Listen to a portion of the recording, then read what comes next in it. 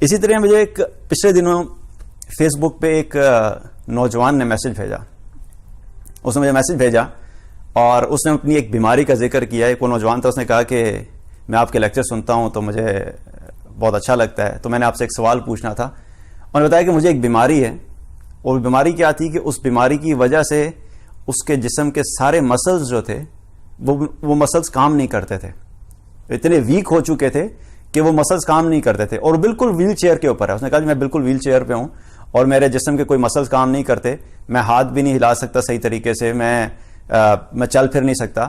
تو میں نے آپ سے یہ سوال کرنا تھا کہ میں نماز پڑھتا ہوں تو اکثر ایسا ہوتا ہے کہ میرے پاس وضو کرانے کے لیے کوئی نہیں ہوتا, وضو کرانے کے لیے کوئی نہیں ہوتا, تو میں اس صورت میں کیا کروں؟ تیمم کر کے نماز پڑھ لیا کروں. اب اس نوجوان نے جب یہ سوال پوچھا تو یہ فقہی مسئلہ ہے, تو میں اس جواب تو رہ گیا پیچھے. تو میں اپنا سر پکڑ کے بیٹھ گیا, حیران تھا کہ اس نوجوان کو اپنی نماز کی فکر دیکھو کہ جو ہل نہیں سکتا, اور اس کو فکر یہ ہے کہ میں اپنا وضو کیسے کروں, میں اپنی نماز کیسے وقت پہ کروں.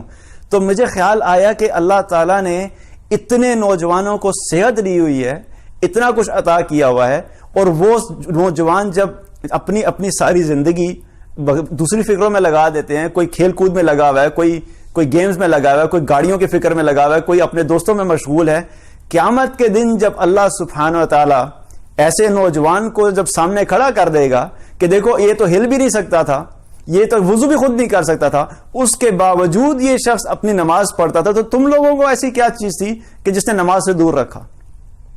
تو میں بڑا حیران ہوا. تو میں نے کہا کہ آج ہم اللہ کے ولی ڈھونڈتے پھرتے ہیں, تو یہ اللہ کے ولی ہیں. حقیقت میں ایسے لوگ ہیں اللہ کے ولی کہ جو اتنی مشکل حالت میں رہتے ہوئے ان کو اپنی نماز کی فکر ہے. تو جن لوگوں کو اللہ نماز کی فکر عطا کرتا ہے نا, پھر وہ اپنی نماز کو ادا کرنے کے لیے ہر راستہ ڈھونڈنے کی کوشش کرتے ہیں کہ کسی طریقے سے ہماری نماز میں تاخیر نہیں ہو. اور جس نے نہیں پڑھنی, جس کے اندر فکر نہیں ہے, تو وہ پھر نماز چھوڑنے کے لیے بہانے ڈھونڈتے رہتے ہیں کہ کسی طریقے سے ہم نماز کو چھوڑ دیں.